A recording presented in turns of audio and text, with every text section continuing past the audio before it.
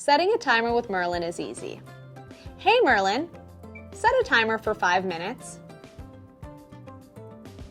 You can pause the timer, pause timer, and then resume the timer whenever you're ready. Resume timer. When you're on your home screen, you'll see the timer up in the top corner. Now, when you're showing your laptop, you won't see the timer at all. Know that it's still running in the background. If you'd like to see your timer, just say, "Show my timer," and you'll be taken back to your home page. Now, if you want to cancel the timer, say, "Stop timer."